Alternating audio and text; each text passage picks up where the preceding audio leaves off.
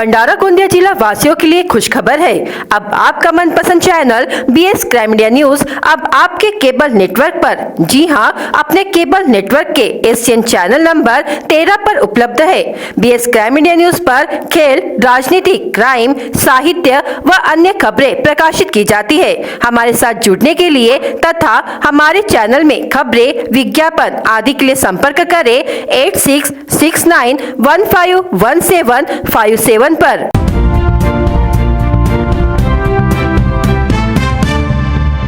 दो मंजिला इमारत का टावर गिरा।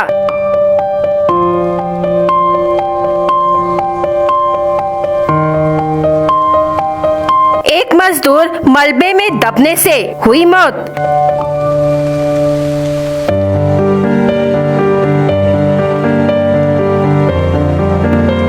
भंडारा जिले के सावरी की घटना।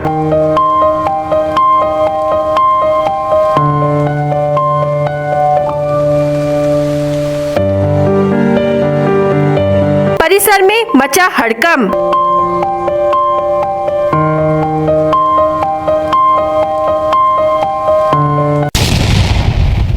जवाहरनगर थाना क्षेत्र के सावरी में 2 मंजिला इमारत के टावर को तोड़ने का काम चल रहा था, तभी उसका एक हिस्सा अचानक ढह गया। इमारत का टावर गिराते समय एक मजदूर की मलबे में दबकर मौत हो गई। मृतक का नाम शुभम रमेश बेलने, उम्र 28 वर्ष, सावरी निवासी बताया जा रहा है। उसने उक्त स्लैब तोड़ने का ठेका लिया था। घटनास्थल पर पुलिस ने पहुंचकर आगे की जाँच शुरू कर दी है। भंडारा में तेज रफ्तार टिप्पर ने बाइक को मारी टक्कर।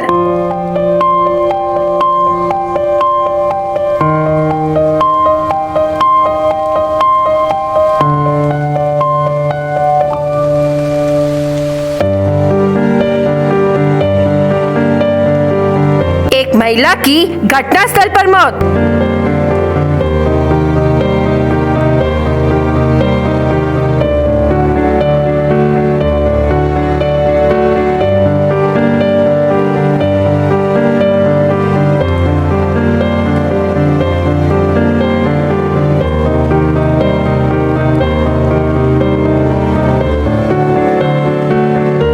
हादसे के बाद सैकड़ों की संख्या में आक्रोशित भीड़ मौके पर पहुंची।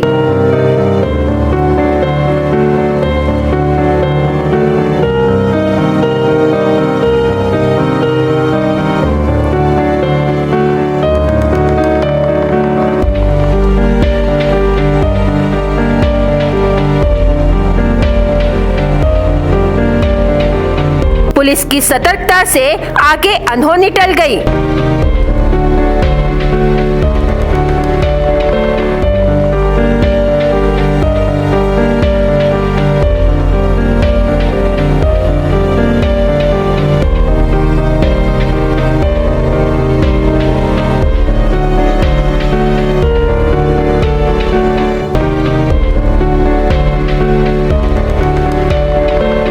पुलिस अधीक्षक लोहित मतानी और DYSP अशोक बागुल ने गुस्साई भीड़ को समझाया।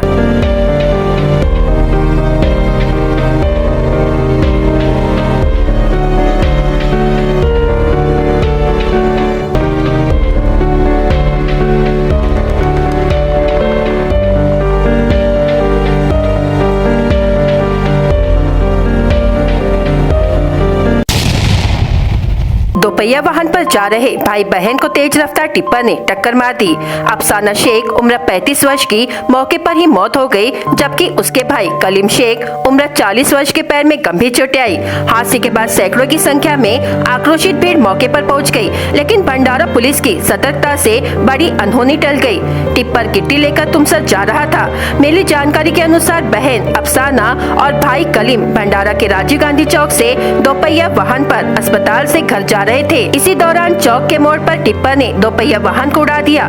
दोनों बाइक समेत करीब 20 फीट तक खिसकते चले गए। इसमें अफसाना शेख नामक महिला की मौत हो गई। कलीम शेख के पैर में गंभीर चोटें आई है। जिस वक्त हादसा हुआ उस वक्त चौक पर काफी भीड़ और ट्रैफिक था।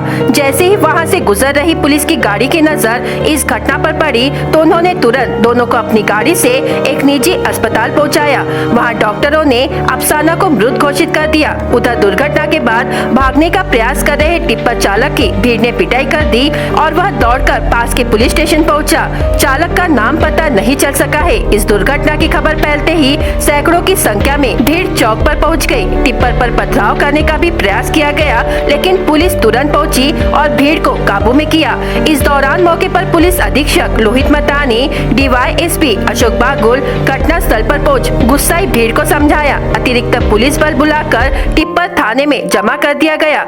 जिला पुलिस अधीक्षक लोहित मतानी ने उपविभागीय पुलिस अधिकारी बागुल के साथ घटनास्थल का दौरा किया और स्थिति को नियंत्रित किया। देर रात तक चौक पर पुलिस बल तैनात था।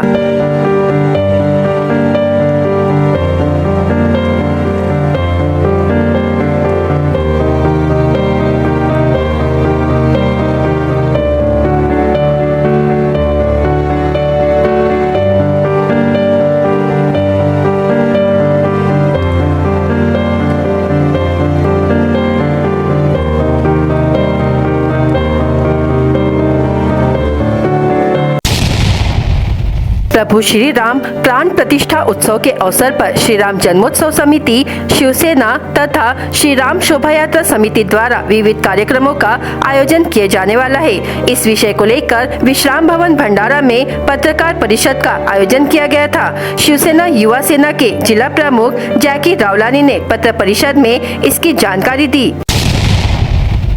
आने वाले 22 तारीख को, जैसे कि सबको पता है, 500 वर्षों के इंतजार के बाद में श्री रामलला अपने भव्य मंदिर में विराजमान होने जा रहे हैं।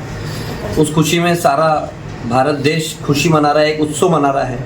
उसी कड़ी में हम भंडारा में बहिरंगेश्वर, जिसे हमारे भंडारा का ग्राम दैवत भी कहा जाता है, उस परिसर में 51 फीट का धर्मध्वज लहराने जा रहे हैं। सुबह 10:30 बजे हमारे भंडारा शहर के लोकप्रिय आमदार श्री नरेंद्र बोंडेकर जी के हस्ते धर्मध्वज का ध्वजारोहण होगा। उसके पश्चात दिन भर कार्यक्रम बहिरंगेश्वर मंदिर में होने जा रहे हैं। शाम को 7 बजे दीपोत्सव होने वाला है। उसके पहले दीपोत्सव के बाद में 7 बजे महाआरती होने वाली है। महाआरती के तुरंत पश्चात श्री राम की भजन संध्या, इंडियन आइडल फेम एक स्वस्तिका ठाकुर जी है, उन्हें आमंत्रित किया गया, वे आ रहे हैं और भजन संध्या श्री राम जी की 7 बजे के पश्चात वहाँ होने जा रही है। गणेशपुर की 175 साल पुरानी मिशन स्कूल का होगा फिर से निर्माण।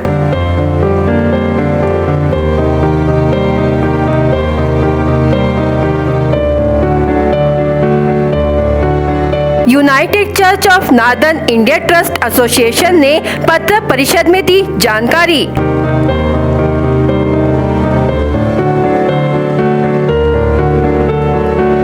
आरोप प्रत्यारोप के बाद पत्र परिषद में दी सारी जानकारी।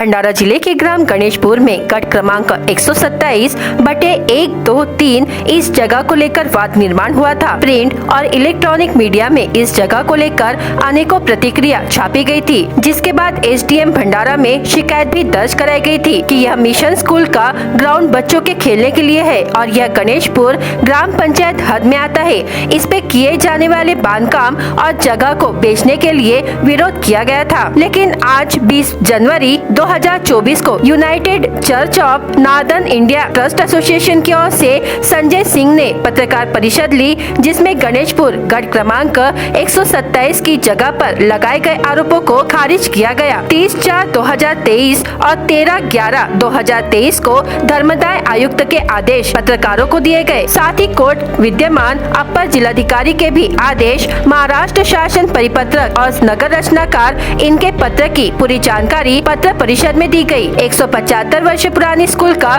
फिर से नियोजन करने के लिए 127 गट क्रमांक की जगह को बेचा जाएगा। उन पैसों से मिशन स्कूल का निर्माण किया जाएगा। पत्रकार परिषद में संजय सिंह ने लगाए गए आरोपों का खंडन किया। उस समय एडवोकेट घुले, मिशन स्कूल की प्राचार्य त्रिवेणी क्रिस्ती, प्राचार्य सुनीता जेकब, जयेंद्र क्रिस्ती, सुधीर जेकब, युवराज गैविन, सुशील वाघमारे, तुषार भिवगड़े, मंगेश साकुरे, प्रशांत बागड़े, जरदार पटेल, मोहिन पटेल और अन्य उपस्थित थे।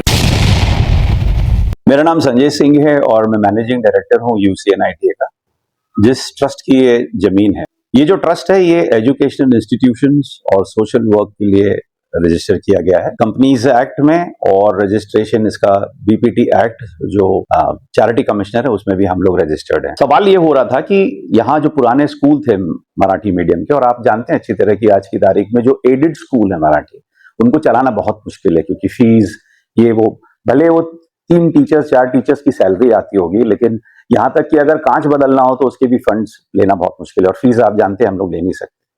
आज की तारीख में जबकि हम लोग यहाँ पर हेडमिस्ट्रेस जो यहाँ पर है मिसेस त्रिवेदी, इनसे जब बात करते थे, जब पता पड़ा कि ये जो 175 साल पुराने स्कूल हैं, इनकी हालत दिन ब दिन बदतर होती जा रही है और बहुत बुरी हालत है, जहाँ कुछ स्लैब्स गिर रहे हैं, यहाँ तक कि कुछ प्राइमरी स्कूल में सांप निकले। इसको डेवलप करने की जब सोची गई तो एज यूजुअल जो ट्रस्ट है उनके पास पैसे नहीं होते, क्योंकि कंस्ट्रक्शन कॉस्ट बढ़ा है, और जब स्कूल बनाना है तो नया बनाना है। तो इसीलिए हमारे पास जो 12.5 एकड़ जमीन यहाँ पर थी गणेशपुर की, जो फ्री होल्ड जमीन है यूसीएनआईटी, उसमें से 2.5 एकड़ ऑलरेडी एनक्रोच हो गई है, जबकि हमारा घाटा हो गया, 2.5 एकड़ जमीन चली गई। और ऐसा भी देखा जा रहा था कि जो बची हुई जमीन थी उस पर भी एनक्रोचमेंट हो रहा था। तब ये प्लान बनाया गया, ट्रस्टीज से बात की गई कि सर अगर हम ये 8.75 जमीन बेचते हैं तो इस पैसे से हम 3 स्कूल बना सकते हैं। यहीं पर इस कंपाउंड में हम 2 बड़े स्कूल जो बिल्कुल मॉडर्नाइज होंगे, ताकि ये अच्छे एडमिशंस भी ले सकें और बच्चों को अच्छा एजुकेशन दे सकें। तो स्कूल बनाना एक सोशल कॉज है, और मेरे ही मेमोरेंडम ऑफ आर्टिकल्स में कॉन्स्टिट्यूशन में ये लिखा गया है। उसको देखते हुए हम लोग ने बाकायदा चैरिटी कमिश्नर से परमिशन ली, क्योंकि हम लोग बीपीटी एक्ट में कवर्ड हैं। 36A परमिशन जो मिलती है वो जुडिशरी परमिशन मिलती है आयुक्त से, धर्म आयुक्त से, जिसका परमिशन ये होता है कि आप ये जमीन बेच सकते हैं, लेकिन उसके कुछ एक प्रोसेस हैं कि आपको पेपर में डालना है, 3 कोटेशंस बुलाना है, कमेटी बनाना है। ये सब करने के बाद जब उन्होंने देखा कि एक सर्टेन कीमत में हम इसको, हमारे पास हाईएस्ट कीमत आई थी, उस पर भी ना मानते हुए उन्होंने उस कीमत को बढ़ाया और एक सौदा हमारे लिए दिया कि इतने में आप इसको बेचेंगे। ये प्राइस उन्होंने फिक्स की, हमने नहीं। उसमें उन्होंने क्लियर एक्ट दिया है, ऑर्डर जो मैंने आपको भी दिया है, उस ऑर्डर में लिखा है कि हम आपको 9 करोड़ 75 लाख रुपए 3 स्कूल बनाने के लिए ऑर्डर दे रहे हैं। इसमें आप बनाएंगे 3 स्कूल, और बाकी का जो अमाउंट बचेगा उसके लॉन्ग टर्म फिक्स डिपॉजिट्स खोलेंगे और उसको धर्म आयोग ऑफिस में जमा करेंगे। मतलब ये नॉन प्रॉफिटेबल ऑर्गेनाइजेशन है। हम ये ऐसा नहीं कि जो पैसा बचेगा उससे हम प्रॉफिट करके कुछ और कर सकते हैं। हाँ, आगे अगर हमको स्कूल या कुछ और में डेवलप करना है तो फिर से 36 से परमिशन लगेगी। जब हम लोग ने यहाँ पर काम शुरू किया तो यहाँ के कुछ लोकल लोगों ने इस चीज पे, खुद हमारे भी कुछ लोग थे उसमें, और उन्होंने इसमें ऑब्जेक्शन उठाया, जबकि हमें समझ में नहीं आया कि ऑब्जेक्शन क्यों लिया जा रहा था, क्योंकि जमीन तो हमारी थी। फिर उसमें ये बोला गया कि नहीं जी ओपन स्पेस है, और यहाँ के कुछ यहाँ के लोकल लोगों ने उस पर बहुत तकलीफ दी, जिसके कारण हमारे डेवलपर्स भी थोड़े नर्वस हुए, हम लोग भी नर्वस हुए, और उस समय किसी लोगों ने केसेस डाले, ये करे। तो हम लोग ने फिर ये सोचा कि एक बार हम इसको सब केसेस को क्लियर कर लें, लीगली स्टैंडिंग पूरी कर लें, और उसके बाद हम प्रेस कॉन्फ्रेंस बुला के आप लोग के सामने जो सच्चाई है उसको रख सकें। उस समय हम इसलिए नहीं करना चाह रहे थे क्योंकि सब जुडिस था। कुछ लोगों ने चैरिटी कमिश्नर ऑफिस में भी इस ऑर्डर को चैलेंज किया था, जो रिजेक्ट हो चुका है। हर जगह जहां जहां ऑब्जेक्शंस आए थे क्लियर हो चुके हैं, हर जगह से परमिशन, टाउन प्लानिंग से हर जगह से परमिशन मिल चुकी है। और अब हमने एक एक लेटर सब डिविजन्स को, जहां के पुलिस कमिश्नर या एसपी या एसडीएम, जिसको कलेक्टर, सबको दिया है ये बोल के कि सर ये, और सब ने सहमति दी है कि नहीं आप लोग का ऑर्डर ठीक है और आप अपना काम शुरू कर सकते हैं। यहां तक कि हमने पुलिस प्रोटेक्शन के लिए भी उनसे पूछा है कि सर अगर तकलीफ आती है तो बोले हम बिल्कुल देंगे। सो बहुत खुशी लगी कि अब लोग को समझ में आया है कि गलत हम लोग नहीं थे। और मेरी प्रेस से सिर्फ इतनी गुजारिश है कि जो सच्चाई है उसको आप लोग सामने लाएं। भंडारा के लिए एक डेवलपमेंट है, एक स्कूल का प्रोजेक्ट है, और एक भी स्कूल का प्रोजेक्ट है जो मैं बाद में कभी आप लोग से डिस्कस करूंगा। लेकिन फिलहाल ये 2 स्कूल जब आप देखेंगे तो खुद आपको फक्र महसूस होगा कि हम लोग क्या डेवलपमेंट करना चाहते हैं। तो बेसिक जो मुद्दे थे कि जमीन इनकी नहीं है, इनको पावर नहीं है बेचने का, वो सब क्लियर हो चुका है। 36A एक ऐसा परमिशन है जो बहुत छानबीन के बाद वहां का जज हमको परमिशन देता है। सो मलकियत का जो क्वेश्चन था वो भी खत्म हो गया, हमारा पावर नहीं था वो भी खत्म हो गया। हर एक चीज का जवाब जब हमारे पास आज आ गया तो हम लोग ने आज का, तो जो आपका सवाल था कि आज प्रेस कॉन्फ्रेंस क्यों किया गया था, इसलिए आज का प्रेस कॉन्फ्रेंस किया गया था। मेरा नाम एडवोकेट घनश्याम हुले है और मैं चैरिटी कमिश्नर ऑफिस में जो है वो प्रैक्टिस करता हूँ। ये जो United church of northern India trust association की ये जो प्रॉपर्टी है, जिसमें हमने चैरिटी कमिश्नर की प्रायर परमिशन लेके हमने जो है ये प्रॉपर्टी सेल की थी, उसके अगेंस्ट जो है ग्राम पंचायत ने यहाँ पे एसडीओ के पास ऑब्जेक्शन लिया था। वो एप्लीकेशन में जो है इन्होंने हमारे को ट्रस्ट को परमिशन या प्रॉपर्टी बेचने का कोई राइट नहीं है। हमारे जो है वो ट्रस्टीज को जो है वो राइट नहीं है, और ये प्रॉपर्टी जो है वो चैरिटी कमिश्नर की या ट्रस्ट के नाम पे नहीं है। इस तरीके से उनके जो है वो ऑब्जेक्शन थे, वो सारे ऑब्जेक्शन जो है वो माननीय कलेक्टर के पास जो है वो उसकी सुनवाई हुई। सुनवाई के बाद जो है उन्होंने जुडिशियल ऑर्डर दिया, और उसमें चैरिटी कमिश्नर ने जो ऑर्डर दिया है वो उसका इंटरप्रिटेशन करके ये प्रॉपर्टी ट्रस्ट की है, जो कि United church of northern India trust association की है। और दूसरा, इनके जो भी ऑब्जेक्शन है वो खारिज हुए हैं, और उसके बाद जो है हम जो है वो आज आपके पास सामने है। गोंदिया के सड़क अर्जुनी तालुका में बिना लाइसेंस के अवैध रेत चोरी की तस्वीरें सामने आई हैं। अवैध चोरी पर अंकुश लगाने के लिए उपविभागीय अधिकारी समय समय पर कार्रवाई कर रहे हैं। उपविभागीय अधिकारी वरुण कुमार शहारे और उनकी टीम ने 19 जनवरी को सुबह 8:45 के बीच पिपरी क्षेत्र के सौंदड़ में अवैध रूप से रेत का खनन और परिवहन कर रहे एक ही मालिक के 2 वाहनों को जब्त कर लिया है। जब्त वाहन क्रमांक MH35 AG 1039 और वाहन का चालक राजेश भरत कोहले है, जबकि दूसरे वाहन का नंबर MH35 AG 0665 एवं चालक महानंद शंकर बनकर है। दोनों ट्रैक्टरों के मालिक सदाशिव मारुति विठले सौंदड़ निवासी बताया जा रहा है। दोनों वाहनों में से प्रत्येक में एक ब्रास रेत पाए जाने पर जब चालक से रेत परिवहन लाइसेंस मांगा गया तो उसके पास कोई लाइसेंस नहीं होने पर वाहन का पंजीयन तहसील कार्यालय सड़क अर्जुनी में कराया गया। दिलचस्प बात यह है कि तहसील कार्यालय का गेट बंद था, क्योंकि वाहन चालक तहसील कार्यालय से भागने की तैयारी कर रहा था। गेट पर 2 सिपाही तैनात थे। इससे पहले कार्रवाई के डर से चालक ने दोनों वाहनों में रेत नीचे कर दी थी। यह कार्रवाई सड़क अर्जुनी के पिपरी रेती घाट पर की गई है। प्रत्येक वाहन पर 1 लाख रुपए का जुर्माना, एक ब्रास रेत की कीमत बाजार मूल्य के अनुसार 4,457 रुपए है और उक्त रेत चोरी कर परिवहन करने पर 5 गुना कीमत वसूली की जाती है। प्रत्येक वाहन का जुर्माना 1,22,285 रुपए और दोनों वाहनों का जुर्माना 2,44,570 रुपए है। उक्त राशि राजस्व विभाग के खाते में जमा कराई जाएगी। उक्त कार्रवाई वरुण कुमार शहारे, उपविभागीय अधिकारी अर्जुनी मोरगांव, पुष्पलता जाधव, मंडल अधिकारी सौंदड़, मुश्ताक अहमद कुरैशी, तलाठी सौंदड़, मनोज डोए, तलाठी पांढरे ने की है। 22 तारीख को अयोध्या में होने वाले प्राण प्रतिष्ठा समारोह से पहले पूरे देश में भगवा माहौल है और गोंदिया में भी विभिन्न कार्यक्रम हो रहे हैं। इसी प्रकार गोंदिया जिला व्यापारी महासंघ की ओर से 1992 में जिन कार सेवकों ने निस्वार्थ भाव से कार्य किया, ऐसे 48 कार सेवकों को सम्मानित किया गया। भंडारा गोंदिया लोकसभा क्षेत्र के सांसद सुनील मेंढे भी उस समय कार सेवक के रूप में कार्यरत थे। इस मौके पर उनका अभिनंदन भी किया गया। इस मौके पर कार सेवकों को 1992 में हुई घटनाओं की याद ताजा हो गई।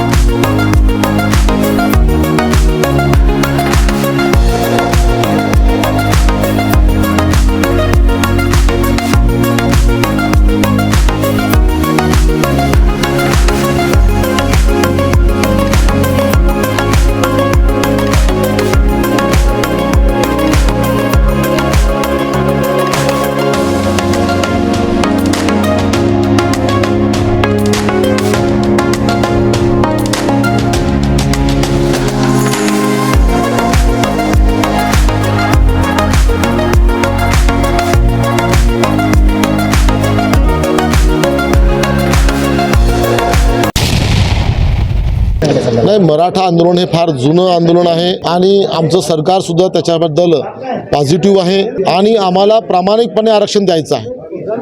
आपल्यालाही माहिती आहे तांत्रिक अनेक अडचणी, न्यायालयीन अडचणी त्यात आहेत, त्यामुळे आंदोलन त्याचा भाग होईल, परंतु इतकं सोपं काम निश्चितच ते नाही आहे।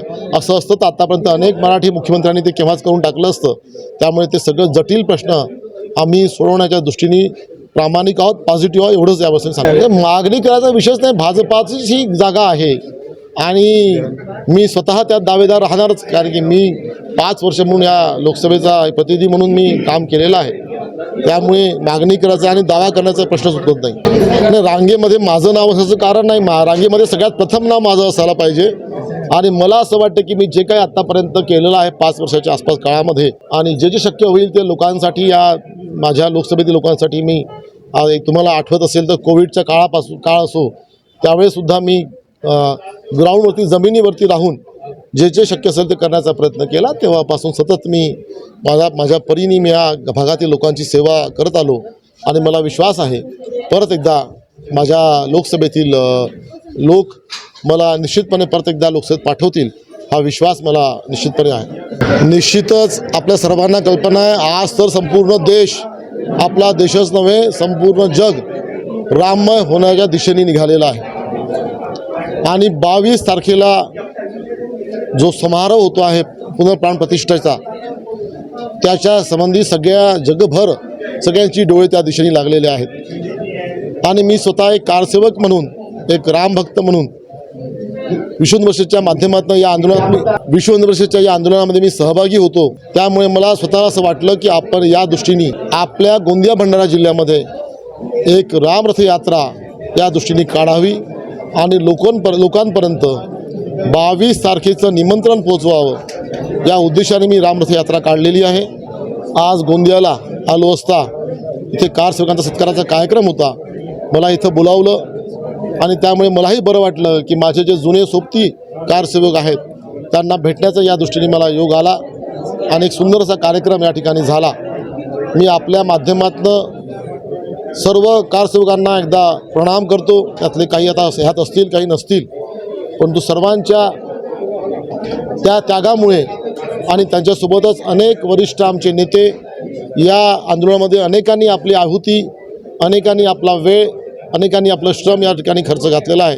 त्या सगळ्यांनाही मी नमन करतो आणि 22 तारखेला सकल हिंदू समाजाला आव्हान करतो की त्यांनी 22 तारखेला 11 वाजतापासून 1 वाजेपर्यंत हा सोहळा एखाद्या एकत्रित मंदिरात किंवा एखाद्या प्रांगणात एकत्रित येऊन हा सोहळा बघावा आणि संध्याकाळी सर्वांनी आनंदोत्सव साजरा करावा, दिवाळी साजरी करावी असं आव्हान आपल्या माध्यमातून समस्त सकल हिंदू समाजाला मी आपल्या माध्यमातून करतो आहे.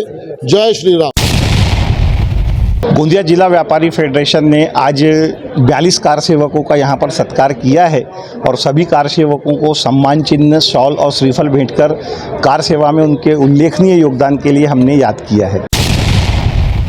राष्ट्रसंत तुकडोजी महाराज नागपुर विश्वविद्यालय ने छात्रों को गणित में लगभग 0 अंक देकर अपने खराब प्रशासन को सामने ला दिया है. गोंदिया के थोटे बंधु साइंस कॉलेज के बीएससी चतुर्थ वर्ष के 65% छात्रों के मामले में ऐसा हुआ है. यूनिवर्सिटी के आचरण से नाराज छात्रों ने गोंदिया के रेस्ट हाउस में प्रेस कॉन्फ्रेंस की और न्याय की मांग की. छात्रों की मांग है कि उत्तर पुस्तिका का दोबारा मूल्यांकन कराया जाए. थोटे बंधु साइंस कॉलेज गोंदिया के बीएससी चतुर्थ कक्षा के छात्र शीतकालीन सत्र 2023 में परीक्षा के लिए उपस्थित हुए. इस परीक्षा का रिजल्ट 12 जनवरी 2024 को घोषित किया गया था.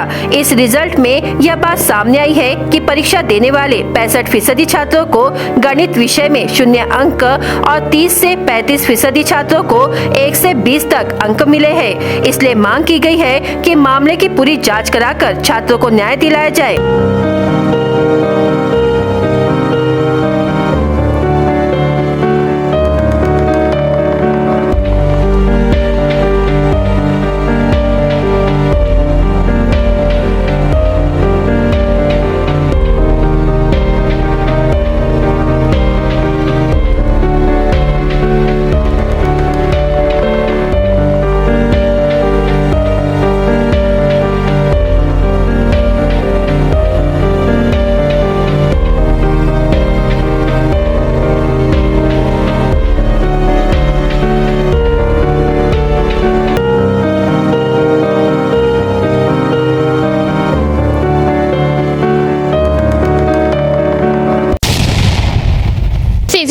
पटले. मी आता सध्या 6th सेमला आहे आणि मी ना 4th बॅक पेपर दिलं होतं विंटर 2023मध्ये. तर मी जे म्हणजे मी अदर सेमची गोष्ट करायला जाईल तर मला मॅथ्समध्ये जास्त मार्क मिळतात आणि आपले सारे स्टुडंट त्यांच्या विषयावर गोष्ट करायला जाईल तर ते मॅथ्समध्ये जास्त अभ्यास करत असतात. आणि जेव्हा त्यांनी पेपर दिलं आणि त्यांचं म्हणणं आहे ना, सर्वांचं म्हणणं आहे की आपण मॅथ्सचं पेपर पूर्ण लिहिलं आहे, 40-50 मार्काचा पेपर लिहित आहोत आणि आम्हाला फक्त 0 मार्क्स दिलेला आहे. आणि गोष्ट करायला जाईल तर 0 मार्क्स दिलं तर आपण काही पेपर लिहिलं नाही का, असं आमचं काही नाही. कारण की आपण एक मार्क्स पण लिहितं तर स्टेप वाईज मार्किंग होते. मॅथ्सची गोष्ट केली तर 1 तर 2 मार्क सर्वांनाच मिळतात आणि अटेम्प्ट केल्याचे पण 4 मार्क्स सर्वांना मिळतात. आणि हे सर्व आम्हाला युनिव्हर्सिटीने दिले नाही आहेत. आणि या गोष्टीवर आपण सर्व मार्क्सशीट आपल्या समोर ठेवू शकत नाही ना, कारण की आपल्याला कुठं पण इंटरव्ह्यूसाठी जायचं आहे तर 4-5 मार्क्सशीट आपण त्यांना दाखवू शकत नाही. आमचं हेच आहे की आमचे जे पेपर आहे चांगल्या प्रकारे जाच करायला हवं आणि पुन्हा चांगल्या प्रकारे त्यांना जाच करायला आणि कसं काही त्यांचे प्रॉब्लेम झाले ते आमच्यासाठी नाही करायला हवं. मला 3rd सेममध्ये म्हणजे 3rd सेमची गोष्ट केली तर 109 होते आणि जेव्हा मी म्हणजे रेग्युलर पेपर दिला होता 4th सेमचा तर मला 54 मार्क्स होते. तर मी म्हटलं की चला एक वेळ आमच्याशी चूक झाली असेल तर आपण रिचेकिंगचा फॉर्म नाही टाकलं, बॅकचाच फॉर्म टाकला. कारण की रिचेकिंगचा रिझल्ट बॅकचा पेपर जे होते होऊन जातात तेव्हा येतात. तर आपण बॅकचा पेपर फॉर्म टाकला होता तेव्हा मला 0 मार्क्स मिळाले आहेत. आणि मी 1st, 2nd, 3rd तिन्ही सेमची गोष्ट करायला असेल तर मला मॅथ्समध्ये सर्वात जास्त मार्क मिळतात. तर यावेळी आम्हाला युनिव्हर्सिटीची प्रॉब्लेम आहे आणि त्यांनी आम्हाला फक्त पैशासाठी, माझं मत आहे पैशासाठी हे सर्व केलं आहेत. कारण की आपण एक पेपरची गोष्ट केली जाय तर रिचेकिंगचे 350 रुपये घेतात आणि मग आपण असं ऑनलाईन वगैरे मिळून 250 रुपये एक बॅकच्या पेपरची फॉर्म असते. तर पूर्ण मिळून 650 रुपये आम्हाला द्यावं लागतात युनिव्हर्सिटीसाठी. तर आपण 10,000 लोकांची पण गोष्ट केली तर ते एक वेळी म्हणजे 6 लाख काहीतरी ते कमावत असतील ना सर. तर हे म्हणजे पैशाची प्रॉब्लेम आहे आणि रिचेकिंगचा पेपर टाकला तर तोच प्रॉब्लेम येत आहे आणखी. मेरा नाम काशिफ अहमद है, मैं युवा कांग्रेस गोंदिया शहर अध्यक्ष हूँ. जब बच्चों ने मुझसे संपर्क किया तो इस विषय की गंभीरता को समझा, मैंने बच्चों से मिला, मुलाकात किया और उसके बाद मुझे जाना कि भाई ये एक बहुत बड़ा ह्यूमन एरर है, टेक्निकल एरर इतना बड़ा नहीं हो सकता. ठीक है, बच्चों के भविष्य का सवाल है, बच्चों के भविष्य के साथ में खेला जा रहा है नागपुर विद्यापीठ द्वारा.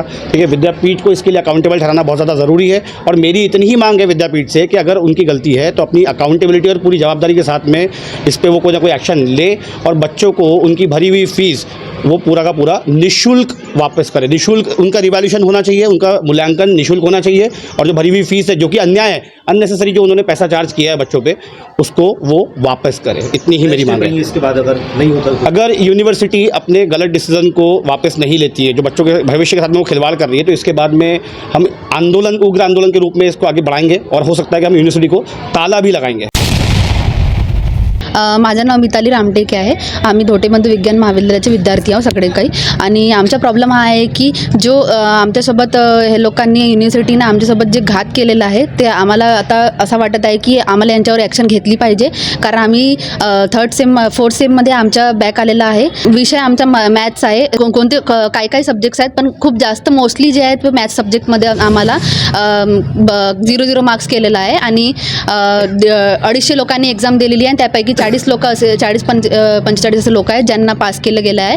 आणि त्यापैकी 60-70 असे जे विद्यार्थी आहेत त्यांना मॅथ्समध्ये पूर्ण 0 दिलेले आहेत, त्यांना पास करण्यात नाही आलेलं आहे. याची तक्रार आम्ही प्रिन्सिपल सरांकडे केली होती आणि त्यांनी युनिव्हर्सिटीमध्ये फोन वगैरे सगळं लावण्याचा प्रयत्न केला. पण त्यांनी सरळ आम्हाला हा बोलून दिलं की तुम्ही या तर एक्झाम फॉर्म भरा, नाहीतर तुम्ही तुमच्या पूर्ण जे इयर आहे तो पूर्ण हे होऊन जाईल म्हणून. याची तक्रार अजून आम्ही आता आम्हाला असं वाटत आहे की मोठं ॲक्शन घेतलं पाहिजे. कारण हे लोक आमची काही ऐकत नाहीत. कारण आम्ही कॉलेजकडूनही बोलण्याचा प्रयत्न केला तर यांना असं वाटत आहे की हे खूप लहान गोष्ट आहे, पण आमच्या हा भविष्याचा विषय आहे.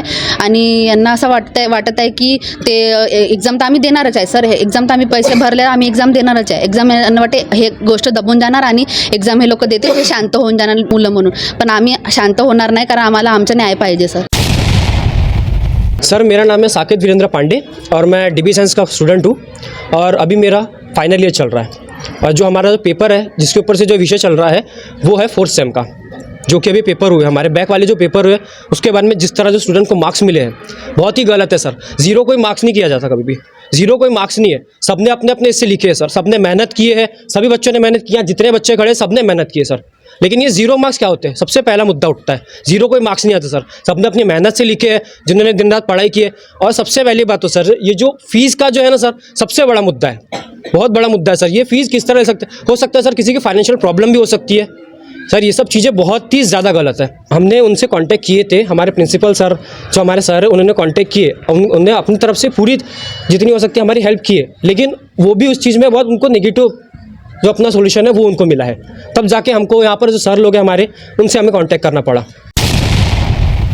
22 जनवरी को अयोध्या के राम मंदिर में राम की मूर्ति की प्राण प्रतिष्ठा के मौके पर दिवाली मनाने की तैयारी है। इसे लेकर दिए की डिमांड एकदम से बढ़ गई है। हालत ये है कि कारीगरों के लिए दियों का ऑर्डर पूरा करना मुश्किल हो रहा है। लोग तो दुगुना दाम तक के देने को तैयार है, लेकिन बाजार में दिए नहीं मिल रहे। दिए बनाने वाले कारीगर नरहरि ठाकरे और चोपराम ठाकरे के अनुसार दिवाली पर दिए बनाने की तैयारी वह करीब 6 महीने पहले शुरू कर देते हैं। इस समय दियों की मांग अचानक बढ़ गई है। पिछले बीते 1 महीने से उन्हें ऑर्डर मिलने लगे हैं। इसके लिए वह तैयार नहीं थे, इसलिए मुश्किलें आ रही है। दिए बिना धूप के सूख नहीं रहे हैं। इसके बावजूद 22 जनवरी की मांग को पूरा करने के लिए वडद के कुम्हार परिवार के सभी सदस्य मिट्टी के दिए बनाने में जुटे हुए हैं।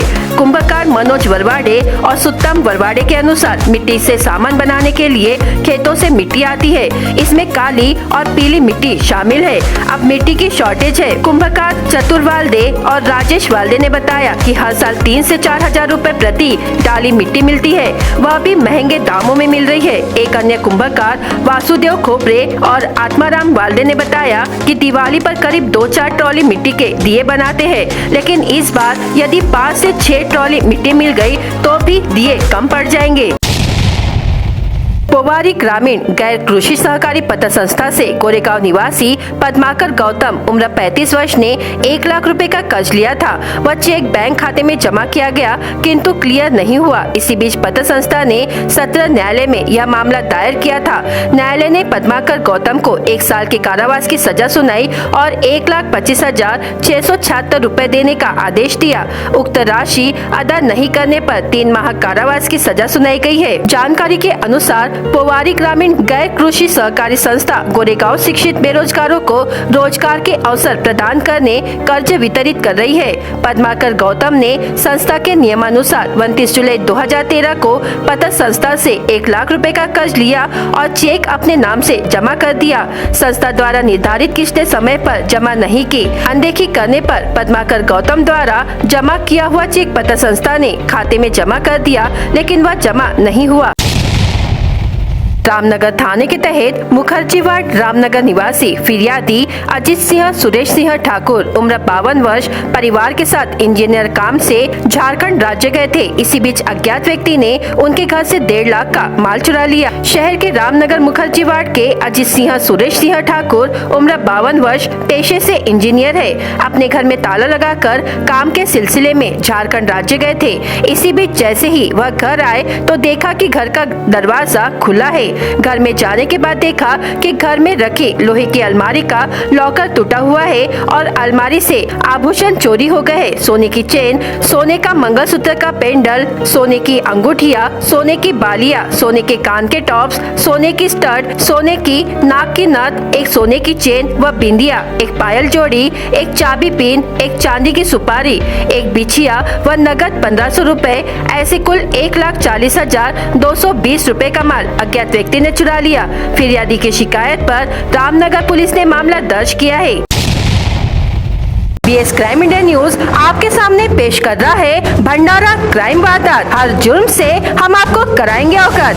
आपके अपने चैनल पर रोजाना शाम 7 बजे, तो देखना ना भूलिए क्राइम वारदात। खेत के निकट कुएं में गिरने से 78 वर्षीय महिला की मौत हो गई। मृतक का नाम कवरसी निवासी अनुसया चरण वालदे उम्र 78 वर्ष है। मृतक अनुसया उच्च रक्तचाप से पीड़ित थी। शिकायत पर पुलिस ने मामला दर्ज कर लिया है। चूहेरोधी जेल चाटने के बाद नागपुर में इलाज के दौरान 2 साल की मासूम बालिका की मौत हो गई। मृत बालिका का नाम श्रीमयी प्रेम शेंडे है। खेलते समय श्रीमयी ने इस जेल को चाट लिया तो उसकी तबीयत बिगड़ने पर इलाज के लिए नागपुर के एक निजी अस्पताल में भर्ती कराया गया, जहां उसकी मौत हो गई।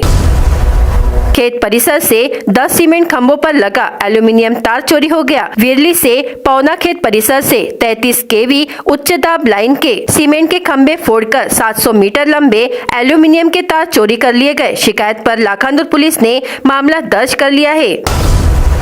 पैदल जा रहे एक वृद्ध को बाइक चालक ने टक्कर मारकर घायल कर दिया। बिनाकी निवासी नेतलाल प्रतिराम कटले उम्र 59 वर्ष पैदल दुकान जा रहा था, तभी सिहोरा की ओर से आ रहे दुपहिया चालक ने उसे पीछे से टक्कर मार दी। सिहोरा पुलिस ने मामला दर्ज कर लिया है।